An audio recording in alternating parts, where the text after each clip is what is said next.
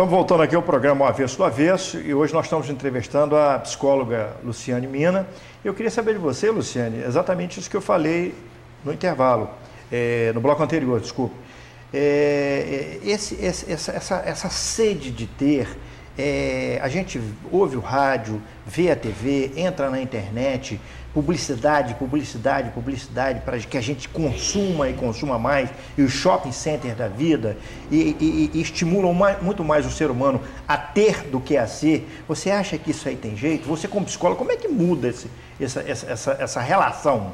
Eu ouvi, passando assim, muito rapidamente, a Marina, que foi candidata, fazer uma referência que eu achei que foi expressiva. Hoje nós buscamos os bens de necessidade e os bens que nos dão poder.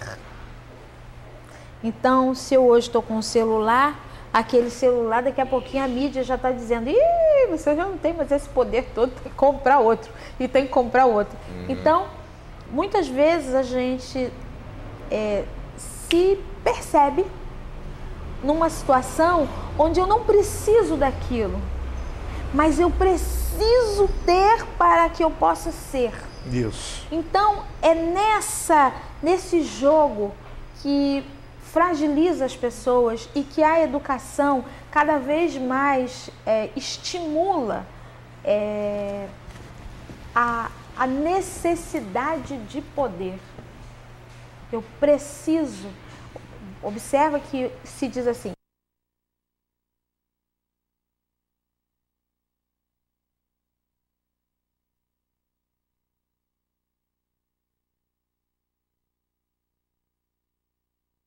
quero dar meu poder para você, você não vai querer dar seu poder para mim, certo? É porque mas para se nós, a informação, na nossa área, é mais um pouco mas se diferente um pouco, né? Porque nós precisamos saber. Sim, mas precisamos informar. Mas se eu entender que a informação me leva ao poder, nós vamos compartilhar mais informação. Concorda? Então, o que as pessoas vêm sendo educadas, estimuladas, é para que ela perceba a realeza dela e não a divindade.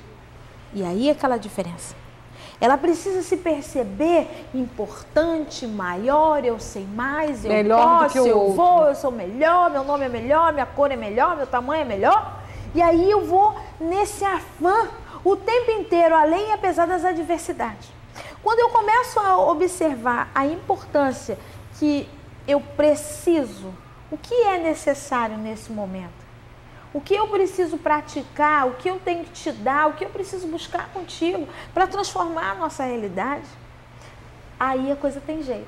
Então, no meu entendimento, quanto mais levarmos a consciência, quanto mais mostrarmos às pessoas que elas têm uma caminhada, ninguém chega milagrosamente onde chegou, ela foi, por isso ela hoje tem, e tem sem perder, porque quem só tem, a hora que ela não é nem tem, chega uma hora que ela faz, porque ela está em cima de alicerces muito tênues, tá certo? Seria mais ou menos uma questão, perdão, Sérgio, daquela pessoa que ela está naquele cargo e naquele momento ela detém um poder. Sim. E ela interpreta diferente. Ela interpreta aquilo diferente quando ela perde o poder. Sim, porque aí ela despenca. Porque ela naquele momento, observa, o tempo que ela esteve naquele lugar, ela não detinha um poder, ela era o poder. A hora que tirou o poder, quem é ela?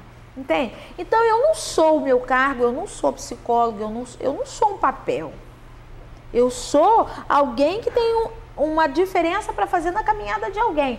Ponto. Quais são os instrumentos que a vida me dá para isso? É outra história. Daí o ter e o ser.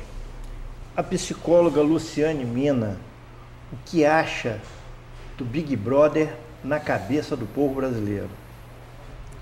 Eu acredito que é um jeitinho de nos impedir de parar para pensar. Porque enquanto eu fico olhando a desgraça alheia na televisão, eu não paro para olhar o meu potencial transformador. Porque, infelizmente, cada vez mais a gente festeja, não sei, a olhar o lado triste do indivíduo, né? Tem Você gente acha que o paga pra BBB ficar em casa. mostra o lado triste das pessoas? Triste que eu quero dizer é Escuro. assim, é um lado escuro, tá? O lado escuro. Concordo plenamente Então, com você. a partir do momento que você paga para ter um canal na sua casa, onde você passa o tempo inteiro cuidando da vida alheia, você não está disposto, desculpa A cuidar da minha- própria vida. Eu fui ousada demais, né? Não, Mas tem que eu ser, não- tem que ser. Eu não estou disposto a olhar para mim, eu não estou disposto a olhar para as minhas limitações. Meu Deus, é tão fácil dizer, fulano toma essa ou aquela atitude, mas será que eu também? Porque é muito fácil, né? Quando eu aponto o dedo para você, eu Julgar, esqueço né? que tem alguém... Mas você sabe o que me preocupa, Luciane? A sensação que eu tenho, quer dizer, eu tenho filhos, você também, meus filhos estão na faixa de 18 anos, 19 anos, e aí a gente vê essa garotada toda, claro, eu não estou aqui generalizando, tá? Tem uns que são diferentes, tem uns jovens que, há casos e casos, é bom deixar claro isso aí, mas eu fico pensando o seguinte, preocupado, que eu não vejo essa garotada com referências fortes, referências boas, referências produtivas. Essa é a minha entendeu? preocupação. Eu tenho uma preocupação muito grande. Eu estava falando com o pessoal, eu vi uma entrevista do César Polvilho, aquele que é do Pânico na TV, eu estava revendo agora, ele deu uma entrevista no Jô Soares, e ele é muito bom. Ele tem 23 anos, aquele menino, eu não sabia.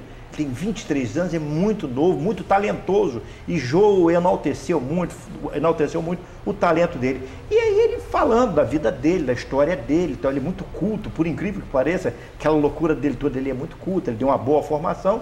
E ele falando assim, não, porque eu não gosto de velho. Eu sei que ele falou aquilo em tom de piada, entendeu? Ou até em tom de brincadeira, entendeu? Mas muita gente que assistiu aquele programa não viu dessa forma. E aí ele falou, não gosto de velho, que velho é assim, é assado. E o pessoal rindo, e o próprio Jô rindo e tal. Eu fico pensando, meu Deus do céu, como é que funciona isso aí na cabeça dessa garotada, da juventude? Porque o mundo ocidental... Que ele tem liderança. E é uma garotada Né? que o tem como líder. Como líder, Você como tá ídolo. entendendo? Como Isso me ídolo, preocupa ídolo, muito, é a palavra Não certa. como ídolo, mas como preocupa ídolo. muito. Isso é perigoso. Entendeu? Enquanto você em casa prega para os seus filhos, para os seus netos, que tem o respeito ao idoso, porque um dia seremos todos idosos, né? Então, a respeito... Até que outro dia eu fiquei satisfeito no metrô do Rio de Janeiro, entrou uma senhora e 3 pessoas se levantaram para dar o assento para a senhora.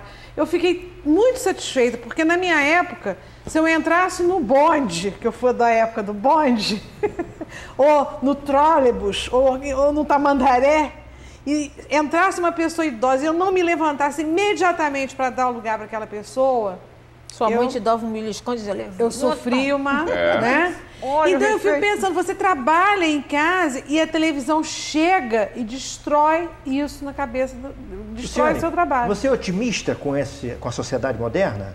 Você é otimista? Sou. É. Por quê? Eu acredito que a gente tem oportunidade de levar para cada um, levar para o ambiente onde a gente está a diferença. Eu acredito que a gente pode fazer a diferença. Acredito de verdade. Só que não sou tola o suficiente para dizer, não existe só o bom, não existe só o positivo, não existe só o otimismo. Existe toda essa coisa complicada que nós mesmos, seres humanos, tivemos a oportunidade de semear. Augusto Cury fala, Isamitiba, enfim, uma quantidade expressiva de autores explora a adolescência, fala da fragilidade dos valores. E uma coisa muito séria, ele diz o seguinte, as crianças não têm força, não têm impulso para buscar os seus objetivos. Mãe, eu quero um celular. Imediatamente aparece na mão. Mãe, eu quero... pá. Então aquilo se materializa. São pessoas que não buscam, são pessoas que não fazem uma programação, são pessoas que não constroem um novo trabalho, tá certo? Então, hoje nós estamos enfrentando todas essas dificuldades, sim, por uma questão cultural. Posso só?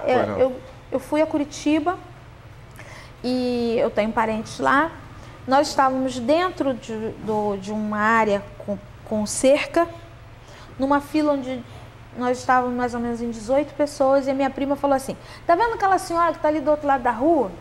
Aí a gente falou, vai pegar o ônibus que a gente está pegando. Ué, por que ela não está aqui? Ué, porque ali é o ponto de pessoa que vai pegar o ônibus de graça. Eu pergunto para vocês, em muitos lugares, aquele lugar ia estar com uma senhora só, considerando que é um ponto que vai abrir, o ônibus vai abrir a porta de trás, aquela senhora vai entrar? Então é questão de cultura, é uma questão de preparo. É uma questão de hoje, eu não aluguei a minha vaga de mãe. Então eu vou dizer... Educação, eu vou dizer, educação. minhas filhas, vem aqui, conversa com sua avó, volta. Bom dia, boa tarde, boa noite. Amar ao próximo como a si mesmo. Você gostaria de ser tratada como? Vem aqui um instantinho. Minha filha, é isso que mamãe ensinou? Não. Então, desculpa. E volta. Entendeu? Então eu acho que é isso. Agora, essa questão em relação dos pais, de que, como você citou agora há pouco, mãe, eu quero isso, toma. Mãe, eu quero aquilo. Isso, com certeza, é claro, isso atrapalha. Mas isso, as circunstâncias não se devem ao fato... A culpa.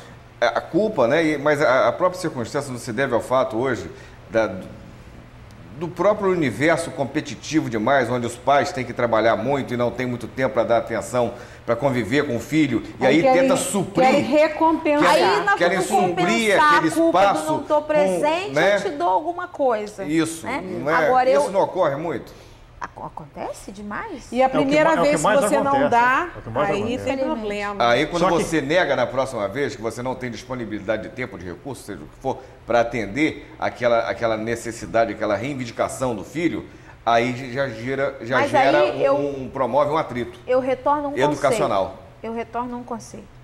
Se eu sou de verdade, você não me ama porque eu te dei alguma coisa. Você não pode estar comigo só porque eu te dei uma bala, um celular, um carro, ou eu deixei você viajar. Você tem que me amar pelo que eu sou e não pelo que eu tenho. Eu tenho que ser amada, eu tenho que te amar pelo que você é, não pelo que você tem. Então, se nós praticamos isso o tempo inteiro, né? Eu viajo muito, eu preciso viajar, estou sempre fazendo curso e sempre recebo estímulos, a oportunidade muitas vezes eu sacrifico umas férias para ir a um curso, sacrifico um feriado para fazer um curso. Então eu viajo bastante. Eu dificilmente trago um presente para elas. Elas têm que gostar de me receber e não minha mãe vai chegar para trazer um presente para mim. A hora que eu puder achar que deu, eu vou dar um presente a ela. Você tem quantos Tenho filhos? 2 moças, Duas Cláudia moças. Luma e Thalita. Que idade que elas têm? 14 anos a Cláudia e Thalita tem 11 anos. Ah, tá. E eu quero que elas tenham a oportunidade de adquirir, mas não de entender que ela precisa fazer só aquilo, entende? De vez em quando eu vou lá e dou blackout na internet. Ah, que pena, caiu, não paguei.